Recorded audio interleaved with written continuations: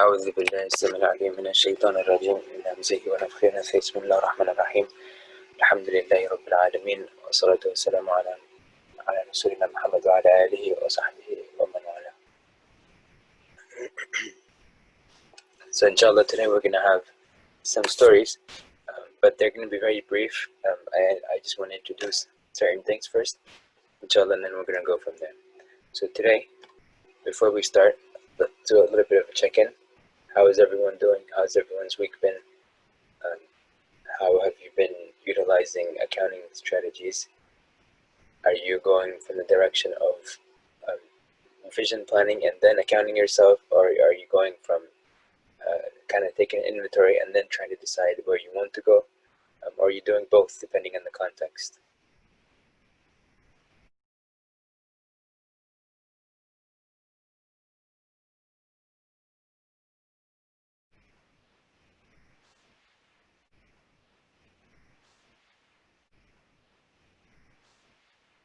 Alright, so today we're going to go a little bit more into the current inventory.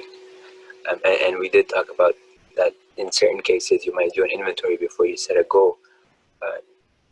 Sometimes you might do a goal first and then you do an inventory next to figure out where you're at. It depends on the situation. Now, it could be that the ultimate vision is the ultimate thing, but then you have small goals in the middle. So for example, one of the common things that people have in their, one of the most common things that's in their New Year's resolution is losing weight.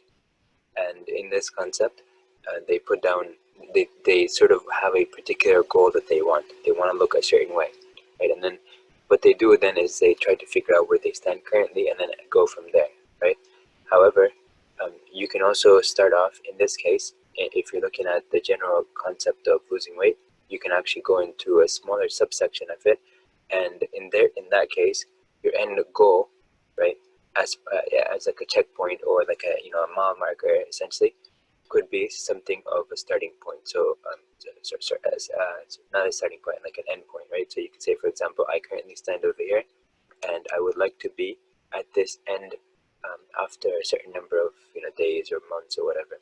So it depends on the context, and in some cases, depending on if you're looking at the tree as opposed to the forest, or if you're depending on the context, it might be that you might do an inventory to figure out where you are and realistically how likely it is for you to be able to get to a certain end, and so you mark the end according to that.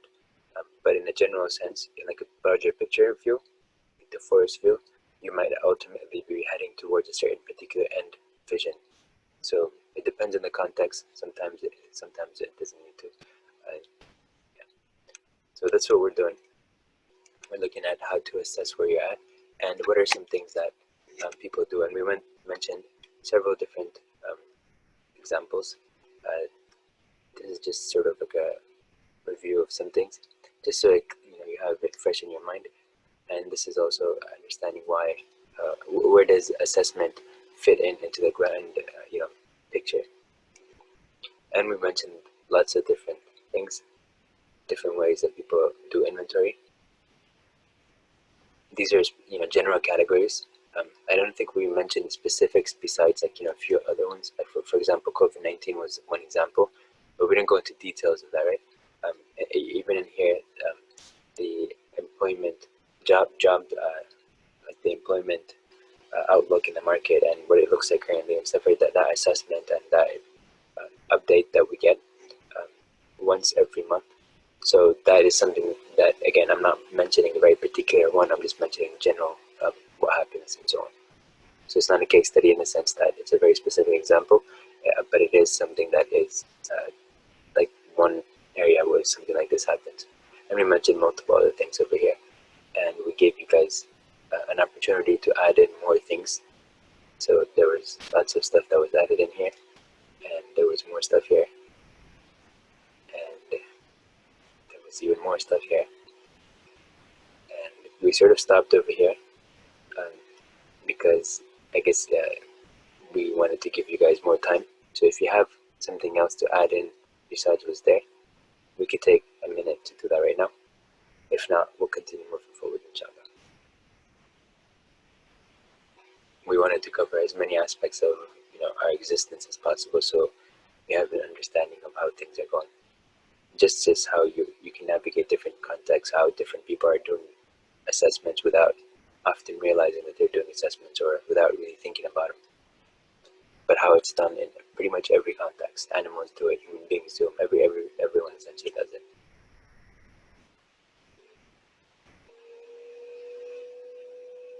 Okay, if there's nothing else, inshallah, we'll continue.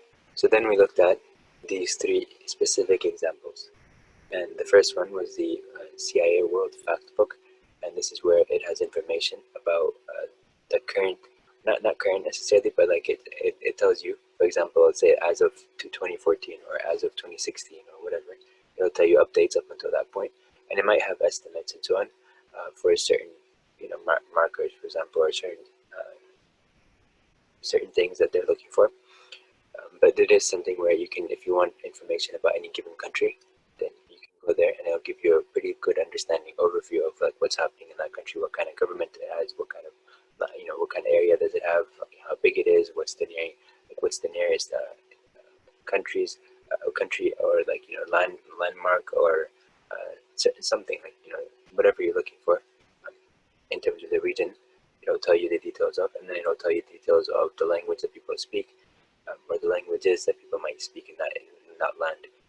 It'll tell you like the religions, the percentages of people that are attributing themselves certain religions. It'll tell you a lot more information. And then you can also look at census.gov. Now this is more of like an actual census for the US, and it census, the difference between census, this right here, and Pew Research or the Gallup polls, for example, is that census is all the information for every single person and every single individual in the population, right? Whereas surveys are representative samples of the population to the extent that the people that are doing the research are able to do. So that's the difference. But like the research that involves surveys is helpful in terms of getting an idea of the whole thing, and it's a lot less intensive and exhaustive in terms of resources than census. And this is if you want to get more information on the specific things, what's happening currently in a particular neighborhood, or in like a certain city, instead of or like what's happening in a certain state, whatever. You can look at the census and figure out like more concrete numbers. Whereas over here you can have an understanding, general understanding, to some confidence level of what's happening. Okay, so now let's go into certain things that we wanted to talk about in terms of stories and accountability and so on. So this is where we're introducing officially the stories of transformation for steps 0, 1, and 2. We're going to start off with a little bit of background on step 2, and then we'll go into some basic introduction on that topic, and we'll go from there, inshallah. And next time we'll go into more stories and so on, inshallah. So we're going to go into just a little bit of snippets from people's lives today, and then we're going to continue that, inshallah, next time. So before we start that, we know that Allah Azza wa Jalla has a system set up in place where our deeds are being counted, and our deeds are counted or written down in however they're written down. We don't know the details of exactly how they're written down, or how the angels write our deeds, or how they observe us and stuff like that, but we know that it's happening. So the how is not really known to us, but we do know it's happening, and Allah SWT does give you a lot of details in the Quran, and we know from the Prophet that this is happening. So in this context, we have Allah Azza wa Jalla mentioning that there are angels that are writing down our deeds. Whatever we do, the good and bad, is being written down. For example, the typical understanding of the angel on the right and then the angel on the left, not necessarily sitting on your shoulders, but they're aware of what's going on. So there's an angel that's aware, whether it's only one angel appointed for you, or whether that angel has helpers. There is certain discussion among the scholars about that, but we know that your deeds are being counted, and your good deeds are being recorded by one, and then another record is keeping the record of bad deeds that you're doing. And we know that they have certain rules. For example, the angel that writes your bad deeds, or the angel that might be writing your bad deeds, they are doing them with certain rules where the angel that's recording your bad deeds is not allowed to write your sin down for 6 hours, because it's supposed to give you, Allah SWT has a system where the system allows you to have about 6 hours before your deed is written, so you can have time to make tawbah and so on. But when it comes to good deeds, those good deeds may be recorded immediately and so on. So certain things to keep in mind, that there is some difference in there, but it is being recorded. And then Allah Azza wa Jalla also mentions in Surah Al-Mujadala, Surah Al-Mujadala is about, their story goes that there was a lady that came and she had certain complaints about her husband.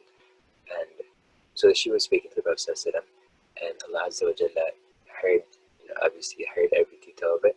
And Aisha, she was in the same room, and she was really amazed by this, that she was in the same room and she couldn't hear what the lady was saying, but Allah Azza wa Jalla knew everything that the lady was saying, right? And so, anyways, the story continues.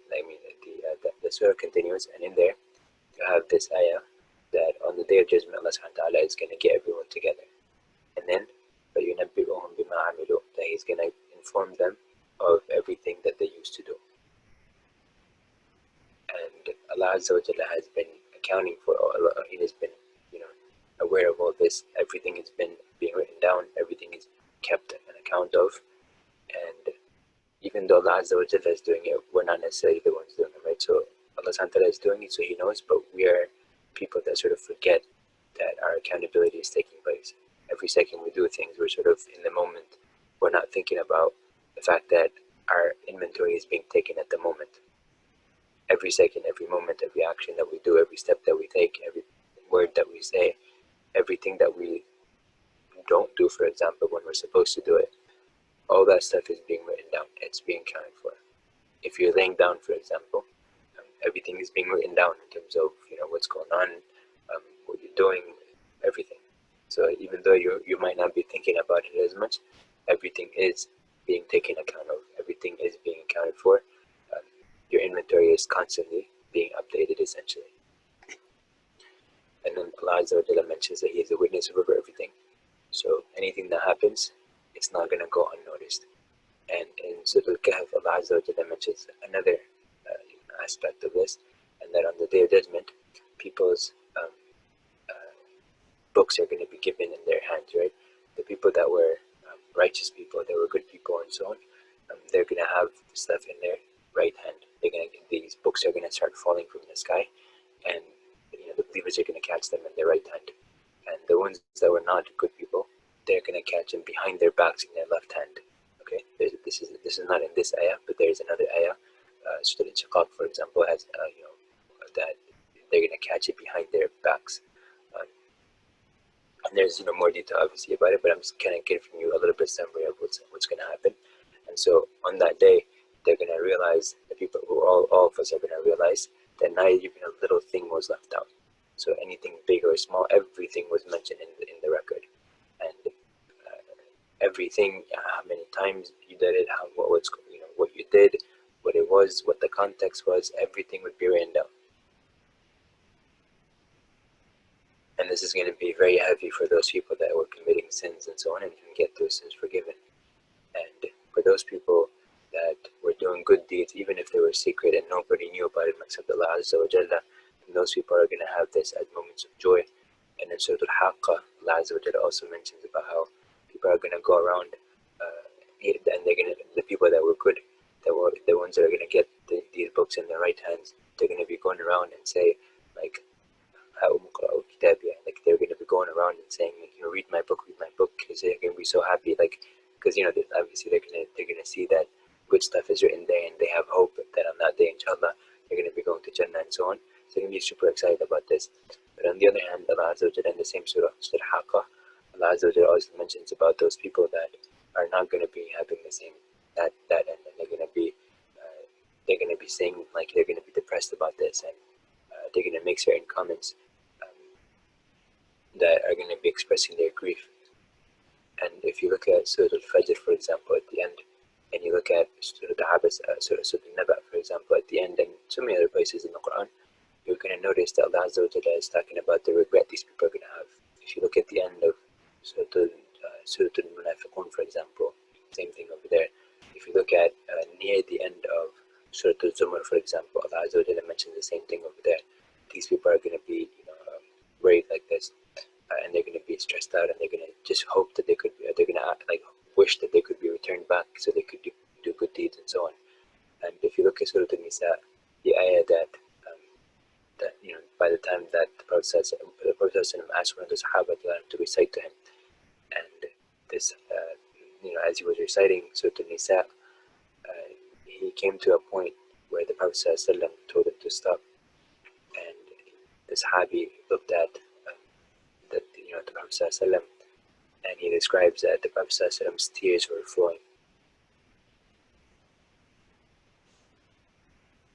and he was crying, sallallahu alaihi wasallam.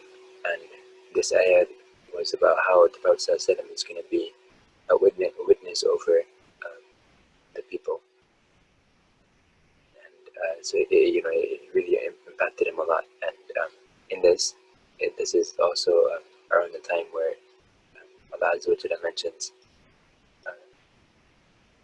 that there are people that are standing up against the Prophet or the believers and so on, and the punishment on the Day of Judgment. And Allah Azza wa Jalla says at the end of this ayah right here, وَلَا يَظْلِمُ رَبُّكَ أَحَدًا, that Allah Azza wa Jalla does not do any kind of injustice, or He does not do any kind of zulm towards anyone. So nobody is going to get treated with injustice with Allah Azza wa Jalla. Okay, another thing, and going forward, this is the ayah that says, يَا أَيُّهَا الَّذِينَ آمَنُوا تَجْتَنِبُوا Surah Al-Hashr. And Allah Azza wa Jalla mentions about how we should not forget about what's about to come up. So everyone should be conscious about everything that you're putting forth for tomorrow. Then at the end of Surah Al-Fajr, when the person says, Ya laytani qaddamtu al-hayat, when he sees what he has left on the Day of Judgment, he realizes that he didn't really bring forth something for that day.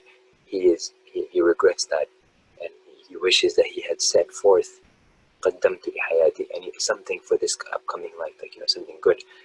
Whereas instead what he realizes is that what he brought for that life is bad stuff and so on, right? So Allah subhanahu wa ta'ala says, so let every soul look at what it has sent forth for tomorrow. Qaddamt this Surah Al-Fajr says, Qaddamtu li-hayati, like what I have sent forth for my life, right? Meaning this life right here. In this case, Allah subhanahu wa ta'ala is saying, Ma qaddamat li-ghad, so that every soul look at what it has sent for tomorrow, and that tomorrow is that Day of Judgment. And then that's the example that I was mentioning from Surah Al-Fajr, when the person is going to stand on that day and regret what he sent forth for that day. And Allah Azza wa Jalla says, and do not be like those that have forgotten Allah Azza wa Jalla, and so Allah Azza wa Jalla makes them forget themselves. So don't be like those people that forget Allah Subhanahu wa Ta'ala, and Allah Azza wa Jalla makes them forget themselves. What that means is, the idea over here is that if you do certain deeds and you're not accounting for yourself, you're not accounting yourself, and you're not really remembering Allah Subhanahu wa Ta'ala and so on, then it may be that Allah Azza wa Jalla makes you forget to do upcoming good deeds. So that's it. And that because Allah Azza wa Jalla is giving you the tawfiq to do good deeds, so if you're not going to remember Allah Azza wa Jalla, if you're not going to be staying focused on those things, then you're going to sort of disconnect. Then in that case, you're on your own because you chose to disconnect. The default is Allah Azza wa Jalla is going to guide you and take care of you, and that's the hadith where the Prophet mentions that every son of Adam is born on the fitrah, the natural disposition, and he's Muslim until when he gets older and he gets away from his religion, so his natural disposition of Islam. And when that person goes away and he starts adding and subtracting from worshiping Allah Subhanahu wa Ta'ala alone and singly, then in that case things go bad, right?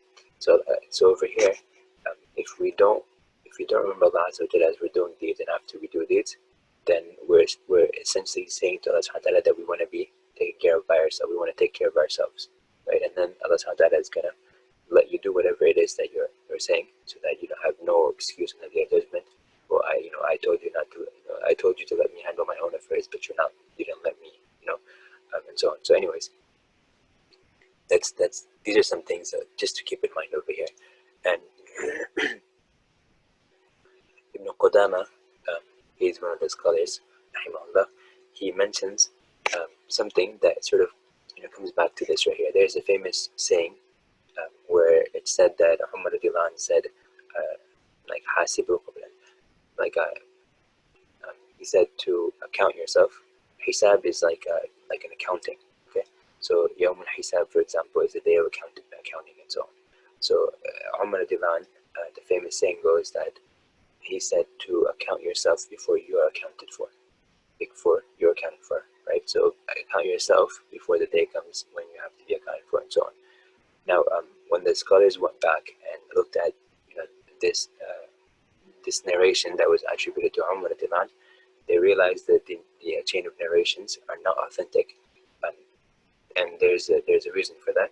He said there is a disconnection between the person who at the person at the top of the chain who is then attributing it to Umar radiallahu anh.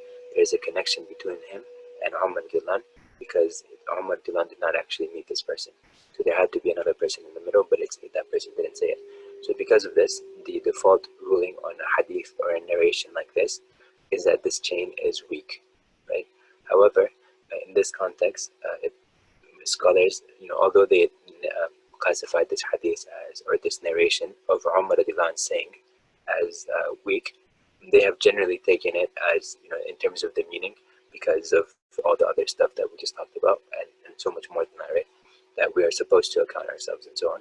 So that's that. So keep that in mind, that it is not like, the chain is not connected. So there is a default doubt in there, and so automatically the hadith is weak. But at the same time, Ibn Qudama and others have mentioned it as like, something to just, think about, because the wording of Umar radiallahu anh is not necessarily bad and stuff. It's not something where there's like a flaw in there, as far as, like the discussion went. Allahu A'lam, though I don't know all the discussions from the ulama and all of, the 1400 years and so on. But just the fact that, these scholars are referencing it, we can take it according to that. So keep that in mind.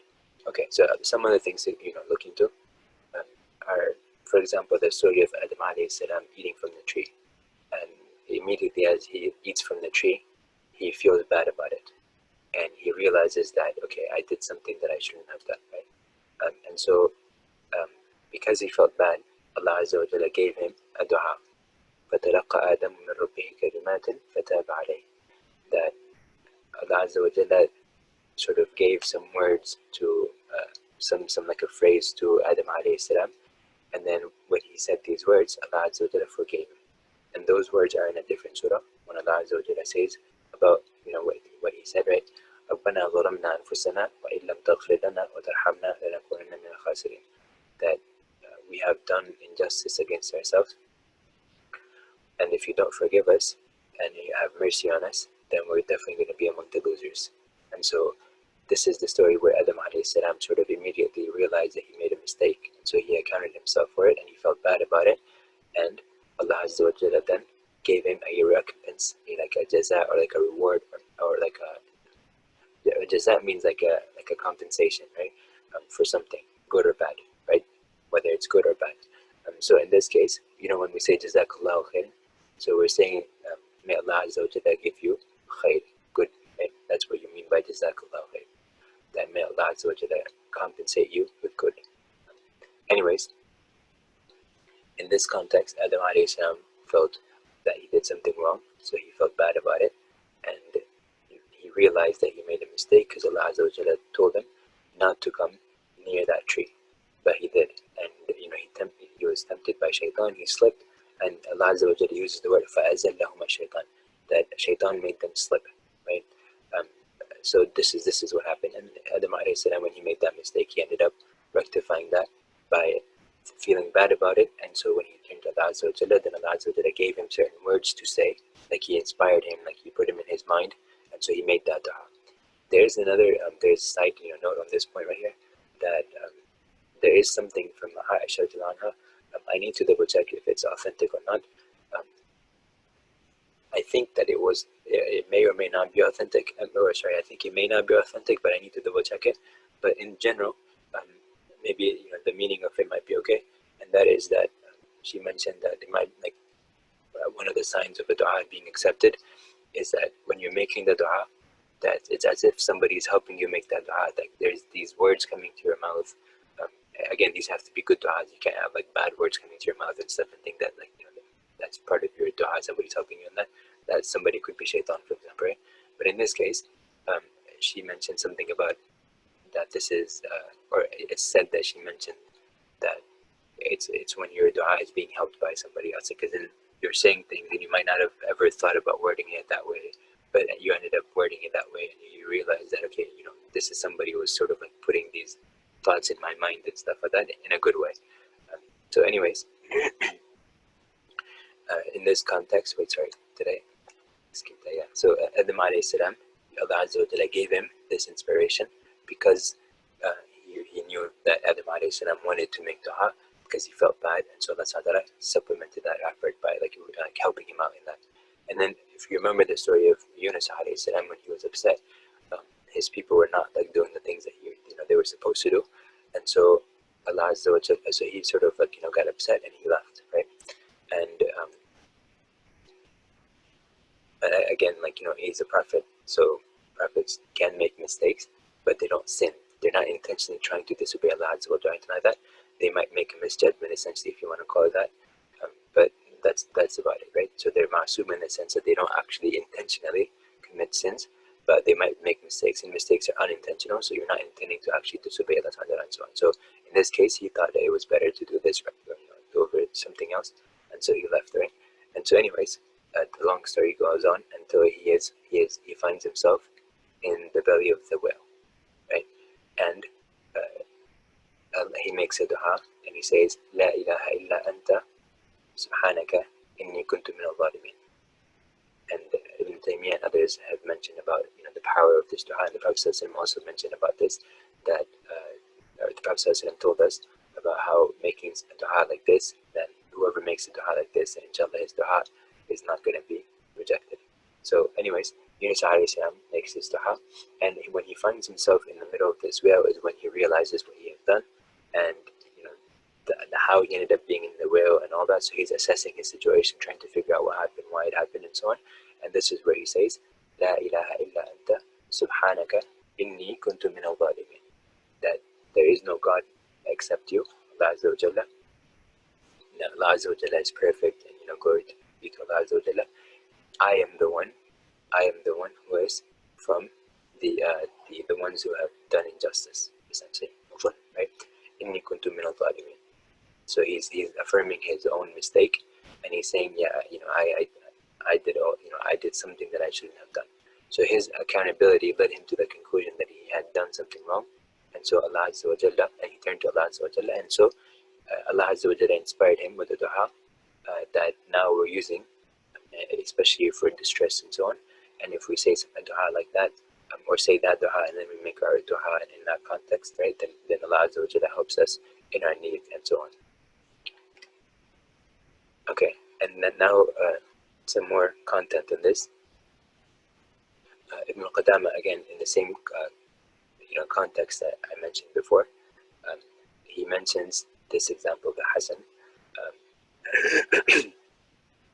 that he said the believer is responsible for himself.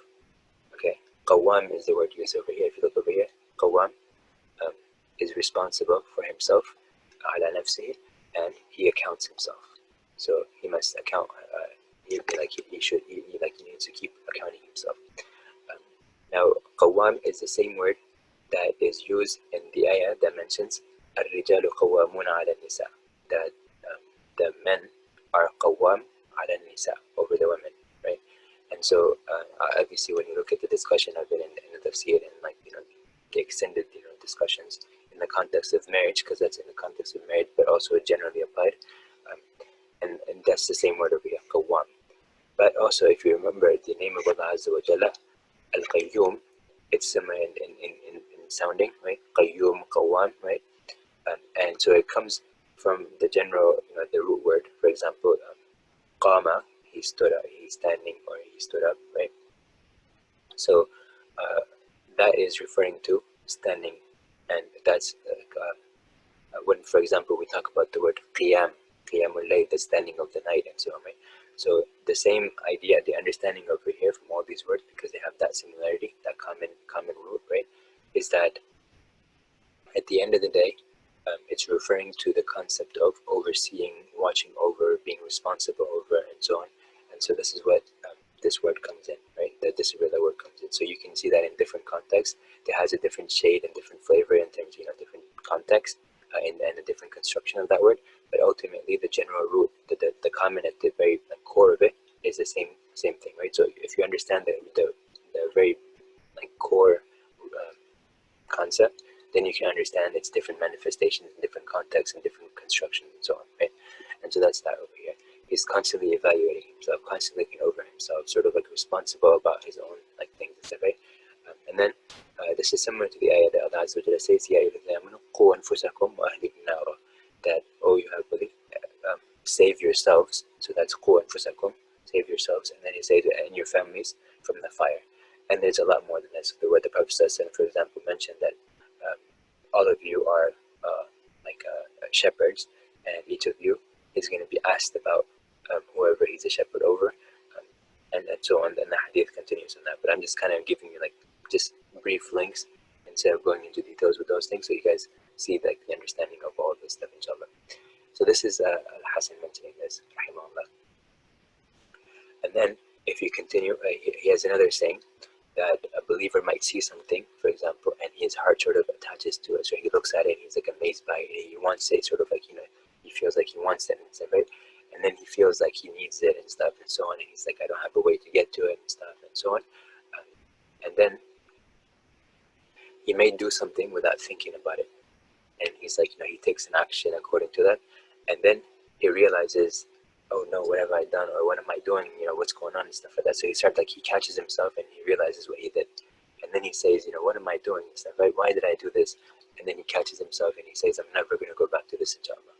So this is something he's constantly evaluating himself. So it's not like a person who's sort of just walking around just like a zombie and stuff, right? This is the person who's every step that he takes, he's doing it with purpose, and he's doing it with conviction and commitment and stuff, right? He's not arbitrarily just selecting things here and there and stuff. No, he's very very deliberate in his stance. Everything that he does, everything that he goes towards, he knows why he's doing it. He knows why he's not doing something different than that, right?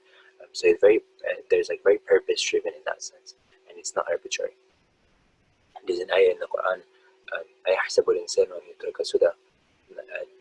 Does mankind think that the people think they're just going to be aimlessly wandering around? They're not going to have a guide or something to help them sort of get towards where they need to. Are they just going to be left alone, sort of not giving guidance, not expecting anything from, and so on, right? So this is just something to keep in mind, that everything that you do, make sure that it's very deliberate, in the sense that you know exactly why you're doing what you're doing.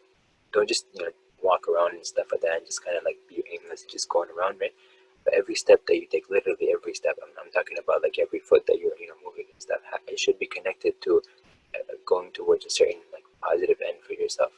And every morsel of food that you're taking, for example, try to make it connected to everything that you something beneficial at the end of the day.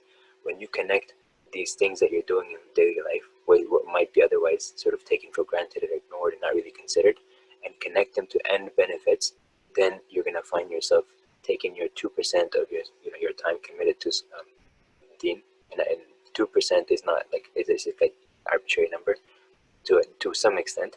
But if this is applying to people that are, for example, spending 30 minutes of their entire day praying, the 5 prayers, if they spend 5 minutes plus wudu time and stuff, right, per salah, then in that case it's about 30 minutes that they're spending the entire day of prayer, and that's about 2% of your day that you're spending in prayer. And if this is the only thing that you're doing in life, or every single day, then it's 2% of your existence that's allocated towards deen, and then the 98% that's otherwise is other things. So how do you take the 2% and connect it to the 98%, or how do you take the 98% and actually connect it to 2%, so that it becomes more pervasive, so that it becomes where the 2% actually becomes 90% of your life or 100% of your life, so that everything that step that you take, right? As opposed to some things here and there in your life, and not everything. So keep that in mind. That and once you have that, once you connect your daily affairs to your ibadat, for example, you link them together. That if I do this, I'm going to get this benefit in the world, or if I do these things and stuff like that, I'm going to get this, benefit in the hereafter and stuff. If you connect these things that you do towards that end vision that you have of getting to Jannah, inshallah, and Allah being happy with you, and we hope that Allah Azza wa Jalla is happy with us at the end when we see Him. And if you connect these things together, then you're going to find yourself when you're praying, when you're making dhikr, for example, for you to have khushu' in your salah, for example, in your recitation of the Quran and so on. Otherwise, if you're worried about not having khushu' in your salah, see how disconnected your 2% is from the rest of the 98%. The 98% is disconnected from your 2%. So if you realize that there is that deep disconnection, then don't think that don't think that you're going to be able to have khushu' and you're going to cry in your salah and so on. That's not going to happen, because your life is so disconnected from deen, right? So connect it together, anchor it together, align everything back towards the deen, and then when you pray, and then whenever you do anything in life, it's all going to be part of the deen, and so deen becomes 100% of your life, and everything that you think about is how I'm going to get my end vision of Jannah and the pleasure of Allah Azza wa Jalla at the end of the day. Everything that you do is just going to be like that. So you're going to constantly realign and readjust yourself towards that end vision. If you're about to do something, if you're about to eat something, for example, that's not going to bring you closer to Allah Subhanahu wa Ta'ala, it's not going to bring you closer to Jannah, it doesn't bring you closer to the pleasure of Allah Azza wa Jalla, then it's something that you're sort of like missing out on, right? And that's disconnected from your end vision. So if your life mostly is disconnected from your end vision, then don't expect you to go towards the end vision, right? Don't expect to get there, and don't expect then to have khushu', for example, in your salah and other acts of ibadat and stuff. So keep that in mind. It's something to do. Like, this is the reason I'm talking about this, the constant evaluation of what you do. Okay, I think this is the last story that I have for today, and this is the story of one of the people, and he was in Al-Raqqa. Al-Raqqa is a place in Syria, and it's sort of at the top, like the northern area, right? A little bit close to the northern, like the boundary of Syria and Turkey. So it's close to Turkey there. And this has also recently been in the news, and when the whole situation with the conflict in Syria was happening, whether it was the rebels, the Syrian rebels, whether it was ISIS, whether it's whoever, right? But there was a lot of conflict in this region as well. So this was one of the famous places, and I think at one point Raqqa was taken as the capital by ISIS. And so just so you guys have a reference of where we're talking about, it is close to the boundary of Turkey up north in Syria, and so it's like, yeah, so it's like if you go from south to north in Syria, so it's a little bit closer to the north, and yeah. So one day he was sitting, and he realized that he was 60 years old. He was just doing, muhasabah, like he was evaluating himself. And so as he was evaluating himself, he realized that he was 60 years old, right? And for them, the 60 years, like every year that was passing, they didn't like say, oh, like I'm gonna celebrate that I'm like 30 years old or 40 years old or 50 years old or whatever. They didn't celebrate those things like that. Even the Prophet ﷺ himself, for example, he would fast on every single Monday. One of the reasons he fasted on Mondays is because that's the day that he was born. So he decided that on this day, he's going to do something, for the sake of Allah Subhanahu wa Ta'ala. He's going to sort of sacrifice his food and drink and all that stuff, so that Allah Subhanahu wa Ta'ala may forgive him, for example. So that this is something to keep in mind, that the attitude for a person who's losing every day, he's losing one day from his life until the timer runs out, is not where he's sort of celebrating the fact that he reached 30 or 40 years old. In fact, every day that passes, he's worried that he has one fewer day to get closer to Allah Azza wa Jalla, and he's worried about how many of those good deeds were actually accepted. There are sayings from the earlier generations where they were worried about even one of their good deeds being accepted. So they would make statements like, if I knew that one of my sajdas, for example, was accepted, I'd be completely happy and stuff like that. But I don't know I don't know if even one of my sajdas is accepted. And these are Sahaba, these are the Tabi'un and so on, and they're saying this. Um, So he sits there and he realizes that he's 60 years old, roughly, right? And so he does an estimate of how many days that would be given when he was doing this accounting, right? Obviously, if you do it 60 years times 365, the number is going to be bigger than this, right? Um, but in the lunar year, it would be shorter if you're doing 355 days. So um, anyways, he was roughly 60 years old from a lunar perspective. Uh, but and again, in this case, he was probably a little bit older than the year, the day he turned 60 from a lunar calendar or whatever. So he ended up estimating about 21,500 days. And then he realized, he just sort of just shocked him. He just sort of cried out, and he's like, 21,500 days? That's 21,500. Am I going to meet Allah Azza wa Jalla with 21,500 sins if I had committed one sin every single day? Am I going to meet Allah Subhanahu wa Ta'ala with 21,500 sins? Now, somebody might say, well, the first 10 years of his life, or whenever he reached puberty, whatever, they don't count and stuff like that. But that person is missing the point of this story right here, right? And so it said that he did this, and he realized this. And when he did this, he realized, wait, what if I did more than one sin a day? What if I did let's say 10,000 sins, because you might have said this or that, and then every sin that you for example, if you do something bad and other people follow you in it, if you start something bad and other people follow you in it, then you get a copy of their bad deeds without their bad deeds decreasing a bit, and you get a copy of all that too. So you get your sin, but you also get a copy of all the people that went on the chain of the chain.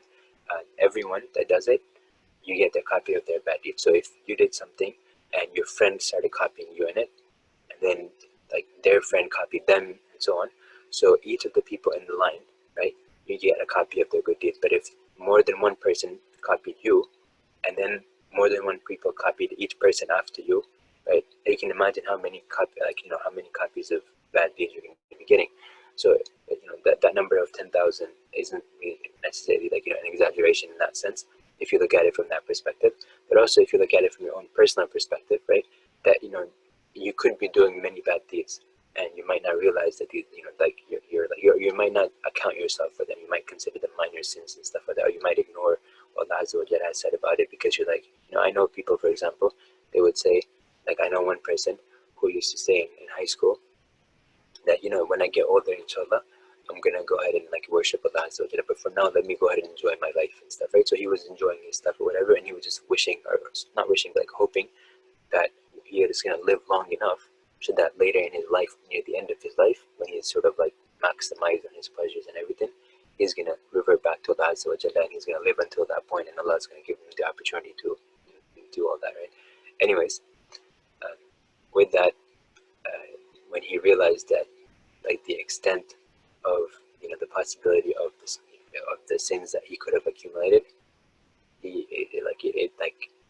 it was really it was too much for him, and he just I think he had a heart attack or something like that, and then he died.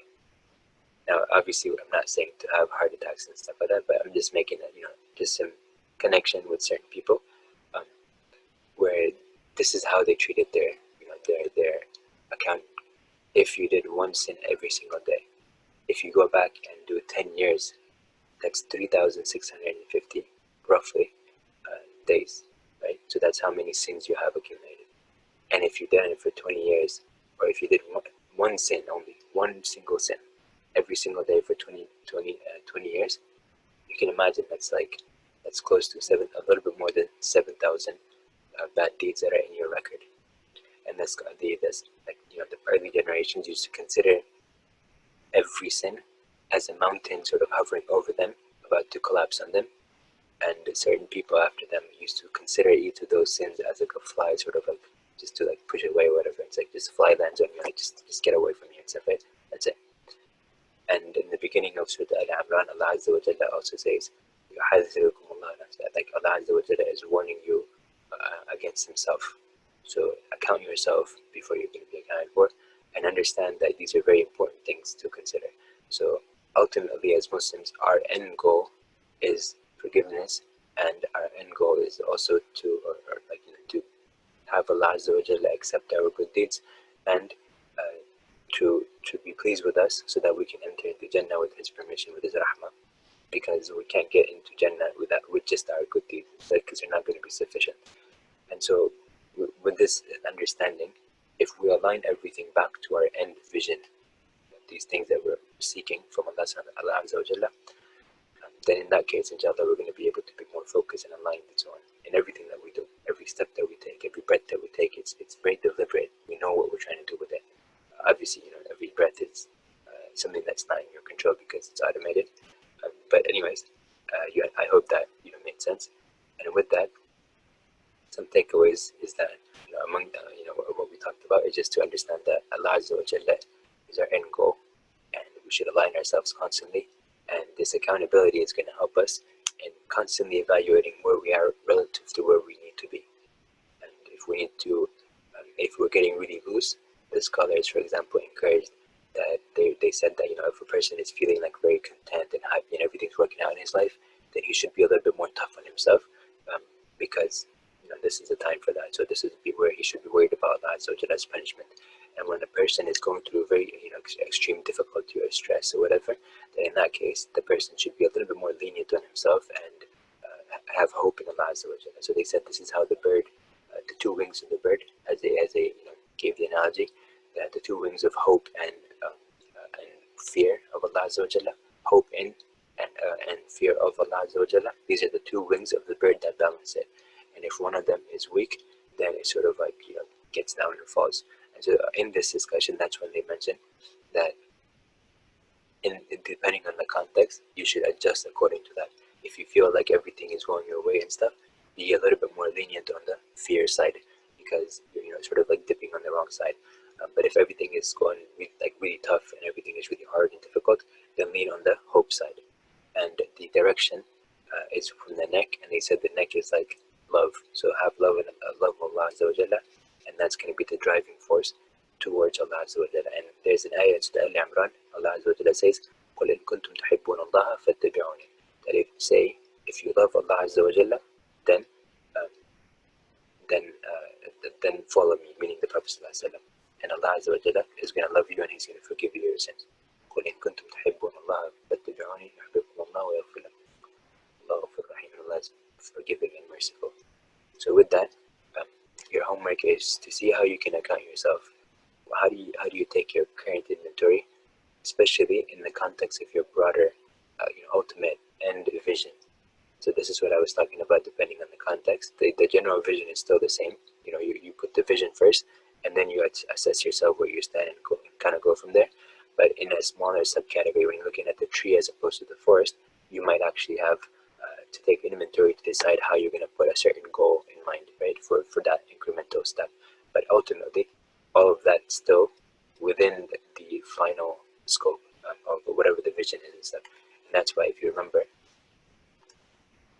we had our first step be the end vision over here, and the second step was the inventory, because ultimately the overall picture is where you need to have an end vision, and then you need to see where you're at.